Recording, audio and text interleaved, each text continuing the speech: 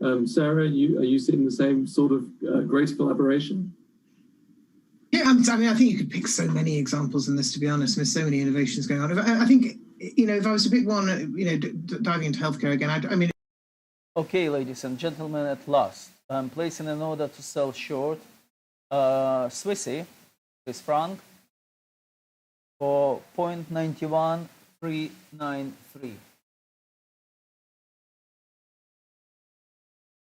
Okay, order placed to sell short. Let's see. Health tech with this macro shift that's going on in health systems towards population health management, which is really essentially health systems that don't focus on just treating people once they become an acute health incident, but they rather monitor and help them to monitor themselves throughout their lives. So the focus shifts from onto maintaining health away from to treating sickness, which turns out to be economically enormously preferable, obviously, as well as being better for the individual. But you put those two things together, I think there's this inevitable shift towards people being able to monitor and measure their health and derive kind of clear and actionable insights from that monitoring, and then of course share that data with their clinicians and with their therapists. And we can see that playing out in markets. I mean, we can see there was the biggest ever digital health tech deal this year was the Teledoc acquisition of Livongo. I think that was 18.5 billion. And and Livongo provide these kind of cloud-connected remote monitoring devices that patients use themselves at home. So yeah, I mean, I think it's definitely a sector where we're going to see a lot of new businesses emerging and growing at pace. Paul, you're obviously on the other side of the world where 5G is moving a lot faster, and a company that is at the forefront of 5G development. What can we expect from that? And it feels like I've been waiting for years now for 5G. Is it here yet? It's been in China a while. Certainly, personal experience about 10 months. Just personally using it, at ridiculous speeds like 300 megs. But I'm sort of leaning more towards what Jennifer said, which is about we've known for a long time that the real-time analytics or the real-time analysis of data transforms right, industries, anything, people's lives, pretty much everything. Okay, so that's given, yes. But we've known about 5G for some time. We've known actually about IoT for a lot longer, yeah. But we haven't really done an awful lot with it. It's just still touching the iceberg. We've known about data for ages and analytics, yes. But so 5G plus IoT, data and the analytics, let's package all those components of technologies. Let's not worry about which is faster or not. But then I'll move across now to Sarah, just looking at the blood glucose monitor that you put on here, which costs, maybe £50 or something, yes? But it doesn't cost £50 because you need a £500 smartphone via Bluetooth, right? But IoT, for $10, we can put the same on instead of Bluetooth. And now we don't need the patient to monitor themselves or put the SpO2 monitor on their finger to measure it and look at the number every day. It just goes up into the cloud and you get a red warning when Frank's glucose suddenly goes up and it's not a breakfast, lunch or dinner time example, yeah? So what I'm now going to come back down to is to you, Marina, which was the ecosystem, and that's about collaboration. You see, what I've experienced is everybody wants to count somebody else's money. Sorry, everything is about money, okay? So whereas what we're now seeing is that there's more collaboration. People are understanding collaboration is actually becoming, we need to collaborate, right? We need different countries to collaborate. We need different companies who were competitors before, perhaps to collaborate to accelerate the result, because we're starting to realize that we have a target. We want to save 1 billion lives. So how do you do that? You can't do that in isolation. You want to save 1 billion tons of carbon dioxide. You can't do that in isolation either. And nor if you want to make $1 trillion of improved GDP. It doesn't work like. Short position open for Swiss franc. Right here. Okay.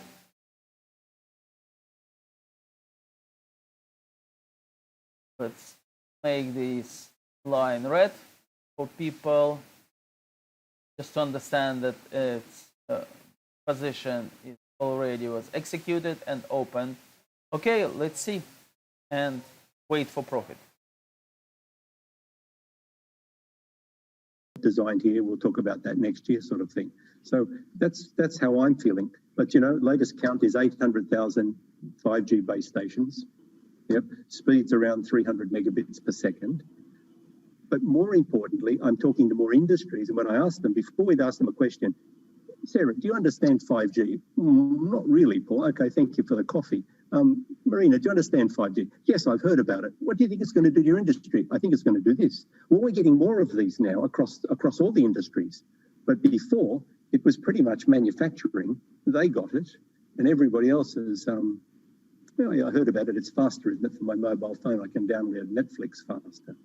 You know, I think that's where the penny is dropping, including IoT now. Okay, now look, I'm very conscious of time, and I did promise that we'd take some questions, and we have had a lot of questions. So let's just see how many we can handle in the last 5 minutes or so. We've got a number of questions actually about something we haven't talked about, which is, I guess I'll call it compliance, but you know, what are firms doing to boost regulations? And there are a couple of questions on this. One of them is along the lines of, how do we ensure that employers don't abuse this new tech infrastructure to take advantage of their employees? And the other, of course, is how do we, treat these enormous big tech companies that seem to be soaring away from us? How do we make sure that we're not entering a new sort of Wild West when it comes to their behavior?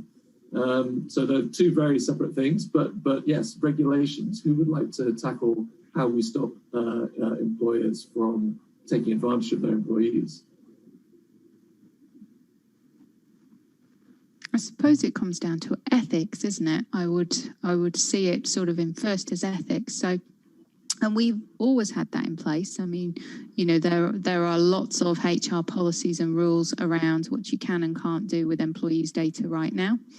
And those processes remain. I think the question for me, where we have to look at it really carefully, is around productivity tools and how they're used positively actually to support well-being. It's like any technology, isn't it? You've got the risks and opportunities. It can be used for reasons that people would see as good and reasons that people would see as not so good. And I think that comes down to the ethics piece for corporations, and, you know, particularly our HR departments. And I think, you know, CIOs have got a responsibility to help those HR departments to understand, as the technology improves, what are the people impacts on that from a data protection and from a regulation perspective as well. Okay. If I may add, of course, I mean, doing right has been there forever and has always to be there. So this is nothing new. And doing it right is following regulation and is helping shape regulations. I think for technologists, as we have nowadays with the power of technology, the responsibility also to raise the hand and say regulation is needed. And then you start discussing and self-regulating before regulation even comes out. So I think complementing what you said, Jennifer, yes, with collaboration, you have a lot of information. Doesn't mean that you're going to access that information all the time. And you know, you have to decide. And to decide, you check regulation that exists, or if it doesn't, you know, you have to start provoking those conversations to happen. I think we're going to be faced more and more with situations that we kind of know what technology can do, but people don't. And if we don't talk about it and make it as a business conversation, not a technology conversation, that then becomes our responsibility in isolation and not a good one to have. So I think the role of technology is to bring transparency and put a light on. We have to have this conversation on what's right and wrong on situations that did not exist when we were not having the access to information and technology that we have today. Let me just rephrase the second part of that question about regulating big tech, because it seems to me that when people ask that question, what they're really concerned about is data, and how do you stop data being concentrated in the hands of a few companies? And we've talked a lot about data today, but does anybody worry that actually the pandemic has been a catalyst for a sort of, really open the gates for a much greater scale of collection of data, and are there any risks associated with that?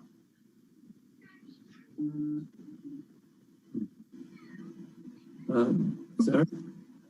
Well, I mean, there are obviously risks associated with access to data if it's not used in ethical ways. Just to come back to the points that Ben made before, I mean, there's probably nothing more sensitive than people's health data, and we've made use of health data in a vastly broader set of ways during the pandemic. Whether that's allowing a different GP practice to access your record because yours is shut, or giving data out to really critical research programs, or and a lot of infrastructure exists around that. Obviously, there's a lot of regulation to protect it. But I mean, I do think that Marina's point is critical. Transparency is the key to a lot of this, and being absolutely open and clear about how data is being used and what for and under what legal structure and constructs. I mean, I think. Yeah, big tech is very powerful, and it understands that there's a responsibility that comes with power. It's doing some great things too. I mean, there's a huge amount of work going on to try and deal with false information that's going online. We've seen that with the US election. We're seeing it now with anti-vaxxers. And I think that they're very powerful in the way they play in on some of those things. And I think there's increasing awareness of how absolutely critical it is to be very transparent about ethical frameworks and uses of data more broadly. I'm very sorry, but the red light has flashed in the corner of my screen, and I'm afraid we are out of time. But I would like to say thank you very much to all of you for an absolutely fascinating session. We were guaranteed really to run out of time on this one. And I thank you everybody watching from wherever you are. I hope you have enjoyed it as much as I have. Thank you.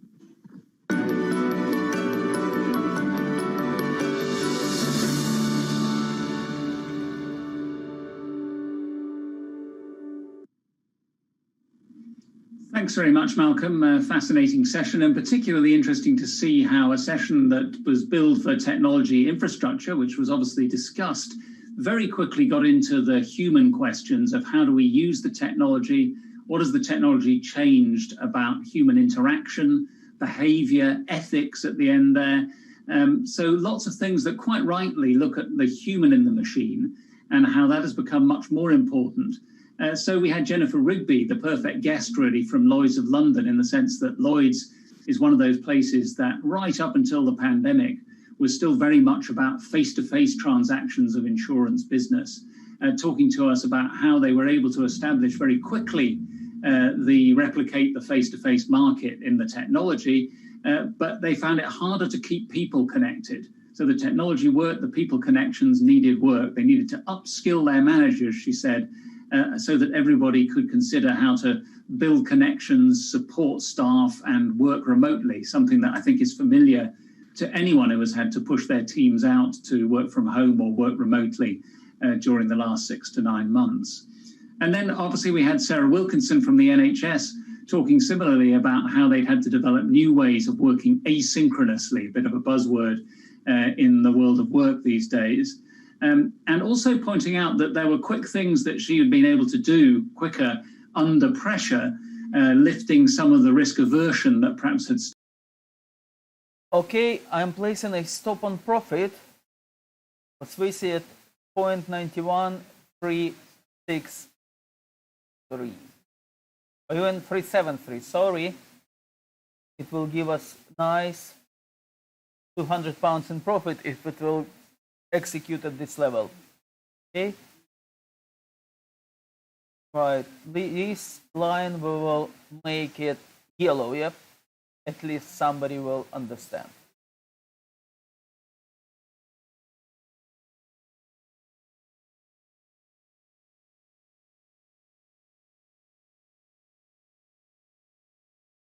Okay, stop. And let's make it bigger. That's it. Let's see.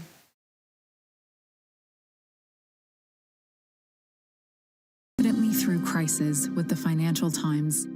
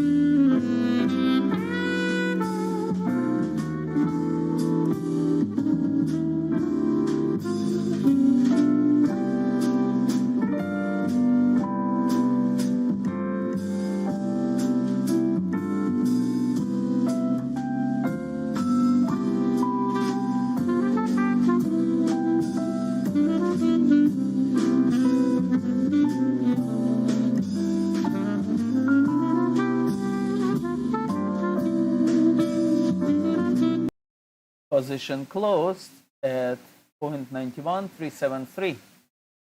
We have £200 in profit, easy, right?